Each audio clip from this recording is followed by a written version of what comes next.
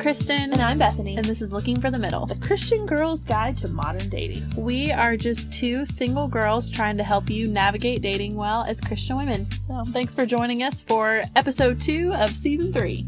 Kicking the season off with a bang. Yep. I'm really excited about this episode. I say that every time. I know. We need to come up with a different word besides excited. Thrilled. Elated. Looking forward to, because we're looking for the middle. That was a push. Okay, I'm sorry. We'll just stick with excited. We just got a comment or a DM from a listener that said we're funny, so if you're not laughing, then you should be, because we're funny. And we're going to milk that for all it's worth. Yes, we are. One comment is all it takes, people. We are easy to affirm. That is true. Oh my gosh. Okay, my question of the day. Yes. Lay it on me. What is one song right now that you can't stop listening to? That is a really good question. Thank you.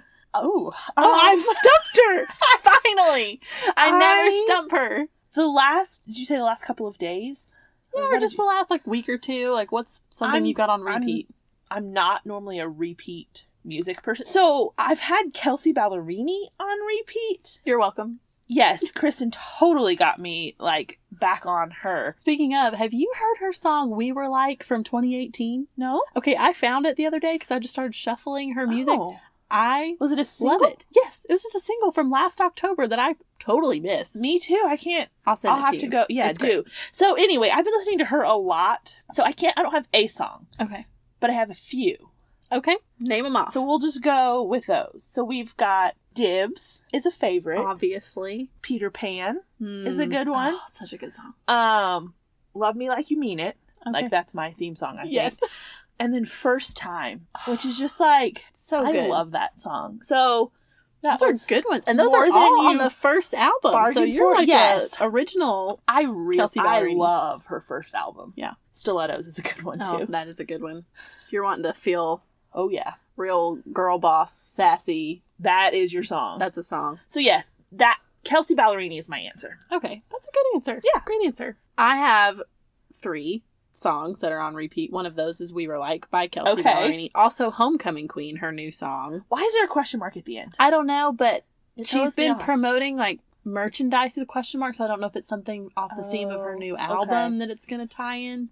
I don't know how to say it. Homecoming Queen? Homecoming Queen? But she doesn't say it like a question in the song. I know. Which is confusing. No, I think it's totally intentional. Okay. She's selling mugs with question marks on them or something. Oh, maybe she just wants us to ask questions. Maybe. Anyway. Also, Katy Perry's song, Never Really Over. I've only started listening to it the last day and a half. Yeah, it's a newer one. Cool. It's very good, very upbeat, and just a really catchy song. We should publish a playlist on our website. We should. And we could add songs to it, and people could make recommendations. Is that something y'all would want to hear? Yes. All you out there in podcast land? We can do themed ones too. We can do happy playlists. First date playlists. Breakup playlist. You know your girl's got one of those. Yeah. I got a good one.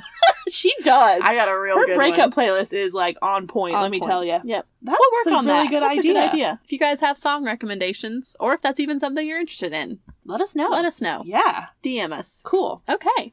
So much came from that question of the day. That was a good one. You're welcome. Uh-huh. Okay, so before we jump into the episode, one more thing, guys. We are almost out of Couchcast ideas. Sitting here looking at the box enough. now, and there's 1, 2, 5? 3, 4, 5 in here, so we're gonna run out fast. Yeah, so if you have a question you want us to answer, if you have something that maybe we even touched on in a previous episode you'd like us to dig a little deeper on, or something like that, send us an email, send us a DM. I don't know, we don't have a way for you to send us snail mail. I was about to say send us a postcard, but that won't work. Don't do that. If we get a postcard from one of you guys, I'm gonna be a little creeped out, because I don't think we've ever given y'all our address. Nope, never. So but yeah, reach out to us and give us some more topics. We like using the ones that y'all send in because they're straight from y'all. But we feel like we're engaging with you guys and interacting in a more personal way. So be sure to do that if you have any question on your mind you want us to talk about. So we've talked about all the intro stuff enough. Let's get into 7 signs you're on a good first date. Kick us off. Bethany, what's the first sign that,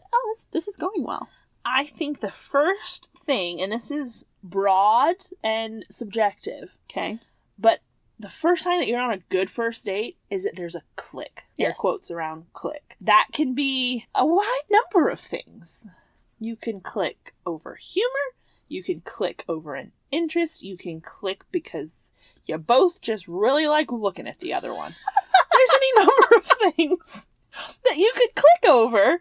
It doesn't have to be immediate. Let me say that. It's not like walk in the restaurant, ooh, we clicked and that was it. That's perfect. It may be that, but not necessarily. I would say definitely by the middle of the date. I shouldn't say definitely. By the middle of the date, you probably will have hit upon whatever this click is. But I just think if you click and you know it when you do. Yeah, it's just you feel comfortable. I think there's a level of comfortability and like you feel at ease with him. I think this is one of those things that goes along with the whole when you know principle. Yeah. Like it's just intangible, but you know if you're comfortable around somebody or if you're not. But yeah, you just click. It's easy. Yes, if we're going to channel Simon Cowell from American Idol, you just have that it factor. There we go. That's a good way to say it. So, yeah. But I think some things you can look for. It's a good sign if you, one, are comfortable standing or sitting kind of close to him. Mm-hmm.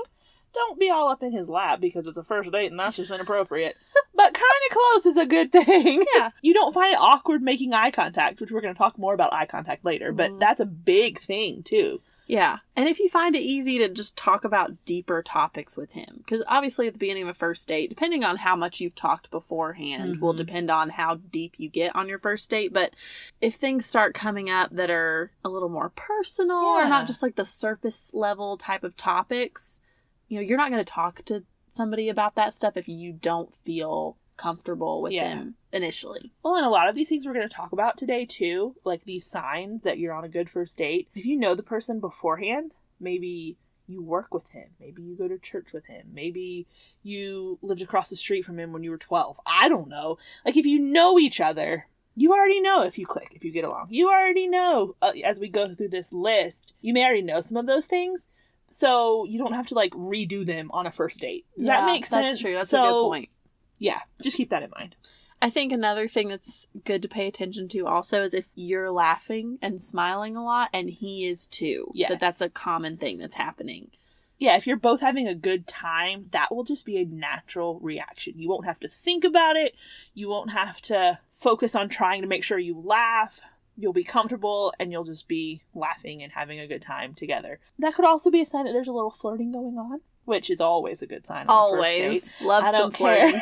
I don't care whether it's a blind date or you've known him forever. That's always a good thing to have on a first date. Yeah, it's a good metric. Is that the right word? Measurement? What's the word I'm looking for? Barometer?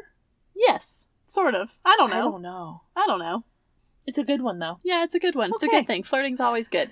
However, if you are the only one who's laughing, or if he's the only one laughing, not necessarily a good thing. This needs to be like a mutual thing that's happening and it may just be because he's nervous or you're nervous and you just laugh when you're nervous, or you may have different senses of humor, and that's something to pick up on, especially if humor is super important to you and you want to be able to laugh with somebody. If you're saying something and you think it's funny and you're kind of giggling as you're saying it and he's just sitting there with like the stone cold stare on his face, not a good thing. No. And that may develop over the course of the date. Yes. Because you have to get to that place of being comfortable and understanding each other a little bit. So you're obviously going to be more nervous at the very beginning. So that may wear off. So don't go into it and if the first 30 minutes you're like, oh my word, I've laughed 4 times and he hasn't even cracked a smile. That doesn't mean the date's going horribly. It just means it's the beginning and you're nervous. So don't worry about that. But if throughout the date you're the only one laughing, or vice versa, he's the only one laughing, just remember on first dates, people will laugh just to humor you because they want to impress you and make a good impression. Yes. So if that's not even happening, you might be in trouble. Yeah. I know this is 7 signs of a good first date, but just that one was free. Not so great one. Free of charge. You're welcome. Yes. Okay. So now number 2, which Sign we number kind 2. of already touched on a little, is eye contact. It may not be immediate because you're like all nervous and you're like, I'm going to stare at the menu so I don't have to look at you because it's I'm totally intimidating. guilty of that. I read menus like nobody's business at the beginning of a first date. Well, and what's crazy is I don't even read it. I'm just staring blankly at it, and then the waitress comes like, so are we ready? I'm like, oh my gosh, I've been staring at this for 10 minutes and I haven't even picked out what I want to eat. Exactly. I'm like, burger. Yeah. Something with cheese on it. You have one of those, right? You're like an Italian. Just something with fries. Exactly. So it may not be immediate with eye contact, but I'd say by at least the middle of dinner. Oh wait, what? I'm sorry, I'm still laughing. I thought I said something stupid. No, you didn't. I'm just still getting Go ahead. That's fine. You good? Yeah, okay. I'm good. So, this may not be an immediate thing with a lot of eye contact, but I would say by at least the middle of dinner, you should be looking at each other in the eye when you talk. Yeah. Don't you think that's fair? I totally think that's fair. And I think, like you said, you just kind of have to push through it. And this is a great way for you to initiate eye contact to kind of put him at ease as well. Because you're both nervous. If you can kind of mentally prepare yourself before you go on the date, be like, you know what? It might be awkward. And looking in someone's eyes that I am just meeting for the first time is a little strange, but you know what? I'm going to do it. And the longer you sit there, the easier it's going to get, like you said. So I think this is something you can initiate to really help ease things up. But yes, my goal is, especially if I don't know the person, if it's like first meeting, and this comes from many times of not being able to do this, at the end of the date, know what color his eyes are. Which sounds dumb, like, duh, you're gonna know. How many first dates have you been on? And afterwards, I guarantee you, most of the guys you've gone on a date with, you don't know what color their eyes are. That's so true. Yep. I can think of one. Exactly. And that's because his eyes were very blue. Yeah. So it was very, like, obvious. Right. Oh my gosh, yes, that's such a good Make tip. a little mental goal to know what color his eyes are by the time the date is over, and that will make you look at them more. I love that. That's such a good piece of advice. So many free tips that I'm getting from this. Oh my gosh. The other thing I'll say is, I know we're saying these are good signs, but we're trying to give you an opposite scenario here so you have a little bit of a, okay, if he's doing this, but he's not doing this. If he is watching the other people in the restaurant, park, coffee shop, wherever you are, more than he's looking at you, or if you're doing that, that's not a good sign. No, and I mean, in your head, it may just be that you're nervous. And you're like, oh my word, he's so cute, and I don't want to look at him. But which, how opposite or, like, weird is that? I know! That's already, it's like, oh my gosh, he's so cute. Like, yes. Hide my face, where's the menu? So, in your head, it's probably just that you're nervous, or you're awkward, or you don't know what to do. But to the other person, that says, I'm bored, I'm not interested, and I'd rather be anywhere else. So be engaged. Yeah. It goes a long way in showing interest and care for the other person. I totally agree. Which brings us to our third sign. Speaking of being engaged. Not like put a ring on it. No, not engaged. Just engaged in the moment. Yes. Sign number 3 is that he's not checking his phone constantly. This is such a big deal. I wrote this in all caps on our outline because this happened to me, actually. So I went on a date with a guy my freshman year of college. Very cute. He was getting, like, pre-law. What color were his eyes? I couldn't tell you. Yep. Okay, moving on. I couldn't tell you. I told you only one. And so we get there and we sit, I mean, it's Chick-fil-A. So it's not like we're really, I mean, we're poor college freshmen, right? But we sit down at Chick-fil-A. He is on his phone the entire time we're there. That's so rude. So rude. Texting, like, not looking at me. He's constantly, like, waiting for his phone to go off. We were there for maybe 30 minutes and I left. I'm like, okay, I'm going to go. And I got up and left. Good grief. It was so rude. Did he notice when you left? Like, did he know you were gone? Oh, yes, he did know that. I was like, all right, I'm going to go. Because I think I even said something kind of snarky. Like, it seems like you've got some stuff going on or something. Yeah. But it's just very inconsiderate and rude. Even if the date isn't going well, I think you at least need to show enough respect for the other person to keep your phone in your pocket, in your purse, whatever, and stay engaged and be present and be interested. And be a grown-up. There's just a maturity factor to that. Exactly. And it's totally fair for you to expect that from him, too. So I don't think this is a place where you can make excuses. No. For the guy you're with. Just unless he walks in and says, hey, my grandma is deathly ill. I'm going to need to be on my phone. That's fine. Yeah. And he told you up front. Let someone know, though, if it's that sort of thing. And if, I think it goes without saying, this applies to you too. But if you need to check your phone, or if you need a way out of the date if it's going really badly, excuse yourself to the restroom. Take your purse with you. Check your phone in the restroom. Yes. Some things I feel like we don't have to say, but I'm just throwing that out there in case somebody needed to hear it. Yeah, just for clarity's sake. Exactly. And no one's going to question you if you take your purse to the bathroom. Nope. So just go for it. Yes. But just don't do it like 8 times. Yeah. If it's been like an hour and a half and you've gone to the bathroom like 7 or 8 times, it might get a little suspicious. Yeah. Well, and I even, going a step further, I put my phone on Do Not Disturb at dinner. Because with Do Not Disturb, you can set it to where if someone's on your favorites list, if they keep calling, if they call you more than once, it will come through. So I'm like, okay, if there's an emergency, Bethany or my parents or whoever can get to me. Yeah. But then, because I have an Apple Watch too, and I don't want that going off all the way through the day either. Oh, that's true. So, that would be annoying. And you can turn just your watch on Do Not Disturb. But if you want to go a step further, just so you're totally not distracted, I would encourage you to do that too. And it's just an easy way to eliminate that being an issue. So I think that's smart. Yeah. Okay, number 4. Another good sign is that there is an even flow of conversation. And by even, I mean semi-close to 50-50 as far as the back and forth of the conversation. So he's asking good questions, not just, how was your day? What's your favorite number?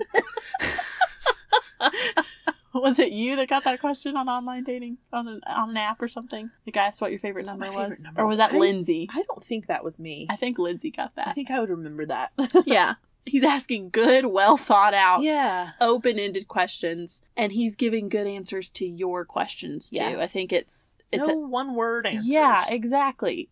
You know, he's elaborating on his answers a little bit and giving you some context and telling stories, and it's just kind of a back and forth, give and take. Exactly. Yeah, like you said, you'll both be talking a pretty even amount. There shouldn't be a ton of awkward silences. There may be some, there may be a few, especially more at the beginning, but especially kind of once you've gotten going, there shouldn't be a ton of awkward silences. No, there definitely shouldn't. And another thing, if he's talking about himself nonstop, he may think the date is going well, but you don't have to, because that is just, I don't know if this is just a personal, that's such a turn off for me. If he just, not only is he talking about himself constantly, but then he only asks you a question so that he can answer it for himself. That's a bigger deal to me, because I was going to say, like, on a first date, both of you are going to have to talk about yourself more than normal, more than you would down the road, because you don't have anything else to talk about yet. Does that make sense? Yeah. So I give a little more leeway with this on a first date, because one, I want to get to know this person. Right. So I want to hear about them,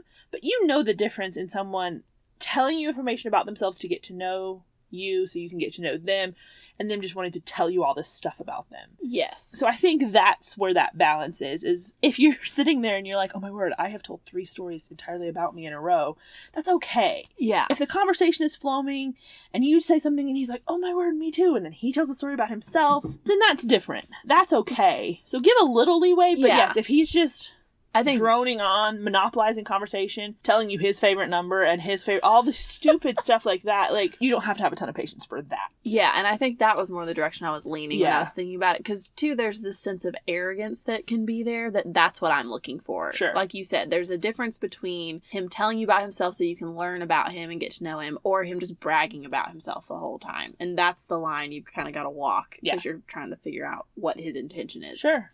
And then the last thing is, while we're talking about the even flow of conversation, I think this is a really great place for you to figure out if you have some common interests that you didn't realize you had. Mm-hmm. That's, I guess, a sign if it's going well, because we didn't number this, but that's always a fun surprise. You're like, oh my gosh, you play basketball too, or oh my gosh, you play tennis on the weekends. I don't know why I'm only thinking of sports things right now. That's all we do, I guess. Yeah, apparently. You have a podcast. How cool. Tell me all about it. What do you use? Do you record in your closet? Like, I don't know, just asking those things and figuring out what those common interests are contribute to that even flow of conversation. Oh yeah, and then that will lead right into our next point, number 5 sign that a date is going well, is that you found this common interest. You have these other things, and then that conversation can go deeper than the surface. That's a really good sign. It doesn't have to go back to when you were 5 and like, we're not talking that kind of deep. We're saying a step below surface. It doesn't have to happen. If this doesn't happen, it doesn't mean the date is not going well. Let me just put it that way. But if it does, it's a really good sign that it is going well. Because especially for guys, if he is willing to be vulnerable enough, and I don't mean he's sharing deep, dark secrets, but vulnerable enough to even say, hey, let me let you in a little into my life, that's a big deal. Yeah, and if he brings up things about his faith or his family or his goals and his dreams for the future, things like that go past the generic get to know you topics. It shows that there's some trust that's being established. That's a really good way of putting that. Yeah. He knows, okay, I like this girl. She seems to be a trustworthy person, so I am okay with sharing these things with her. Yeah. And I would say, does he talk about his friends? What do they like to do for fun? Does he ask if you like those things too? You know what I mean? Yeah. If he's saying, oh, my friends and I like to do all this stuff, do you like doing that? Like in his head, he's kind of putting together, do you fit into his life? Yeah. Or you might even say something like, oh, you should come sometime. We like to go, I don't know, rock climbing? Oh, I don't know why that's the first thing that came to mind. What an intense option. I would be like, oh, no, that's okay. I'll come cheer you on from the ground. And then you can take me to Hobby Lobby afterwards. Yeah, I'm the best, cheerleader. I just love spending time with people. So I'm like, sure, let's go do that. I don't really want to do it, but I'll watch you. That'd be great.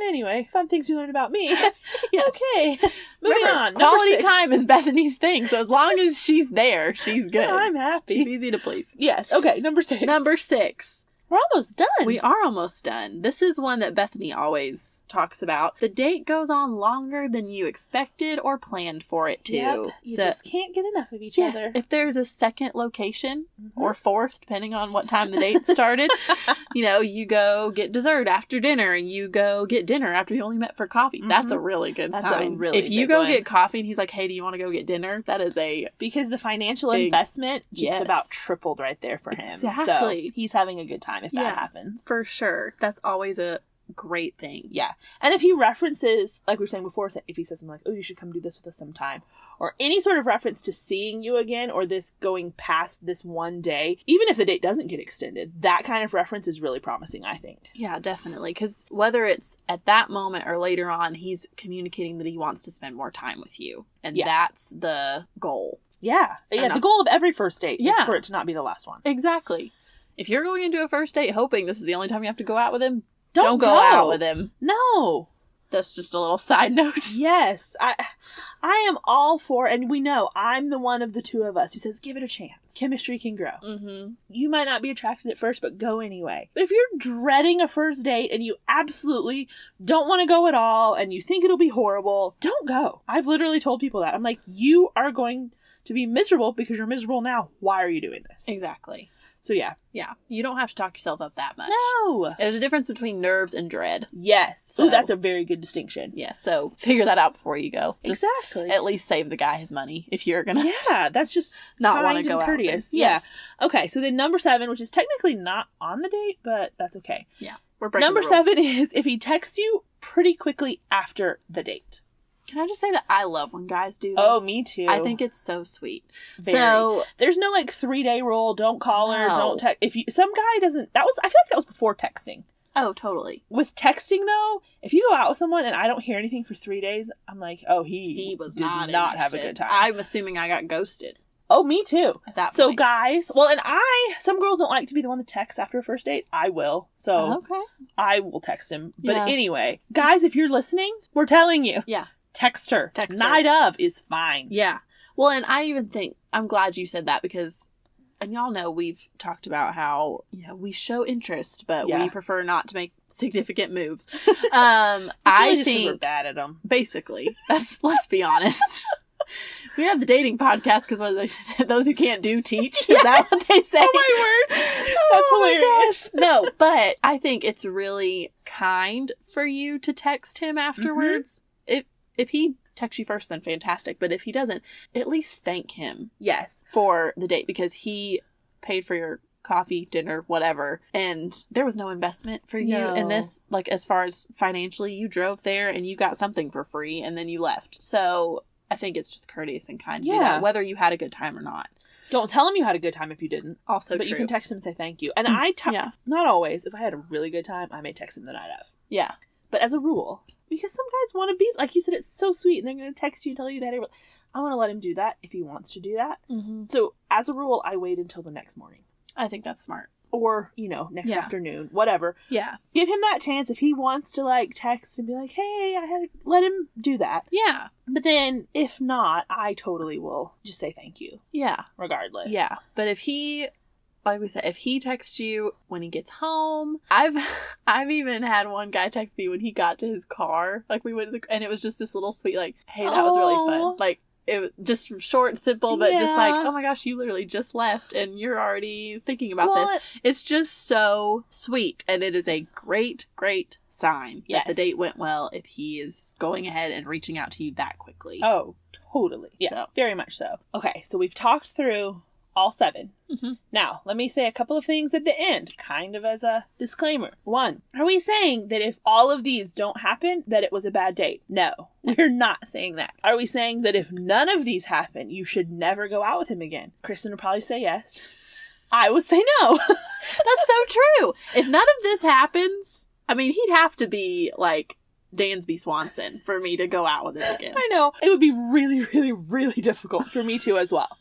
I'm just saying, if you know this guy, he's nice, you know his character, whatever, and you go out and you're like, that was horrible. And you're like, maybe he was just really nervous and I want to give him a second chance.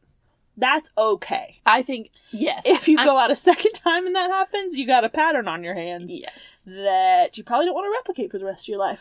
Probably not. I think that's a good distinction, though, that you made. If you're going into a first date with somebody that you know and it was just a bad date, but you normally have fun with this person. It was a fluke. Then it's a fluke, probably. Yeah. But I'm going to be way more hesitant if this is my first experience ever being around this guy and it was none of these things and painful. Yeah. Then I'm probably like, I think I'm good. Bye. Yeah. Thank you. Yeah. Thank you so much. So I'm glad you made that distinction. Yeah. But this isn't an all or nothing thing.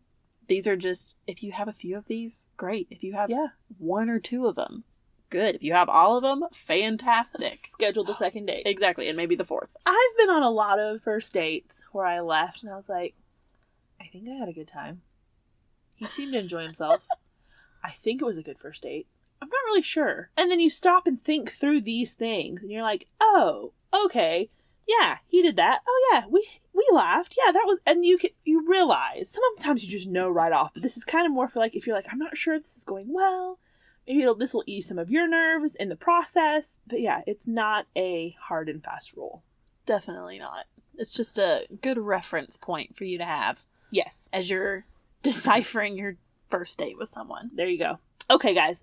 So that covers the 7 signs that you're on a good first date. One last thing before we go. I want to remind you guys about the online dating resources we have for you. They are on our website. If you go to the resources page, that'll take you to our Patreon account. We've got all kinds of stuff that will walk you through online dating, reviews of the sites, how to pick good pictures, how to tell if a guy's interested, how to set up a first date, all kinds of stuff. Several hours of audio content that we've recorded for you guys. Plus a bonus episode. And full-length bonus episode just for our faithful fans over on our website who want to take advantage of those. We've got more stuff coming in the future. So head to our website, lookingforthemiddle.com, click on resources, and that will walk you through it. There's just a lot of really good stuff that is going to be super helpful for you. Whether you're going full-fledged online dating or even if you're just dating in general, a lot of this is super helpful, even if you're not going the online route or if you're just considering it. So be sure and go check that out. But we will be back on Friday with another Couch Cast. But until then, I'm Kristen. And I'm Bethany. And this is Looking for the Middle.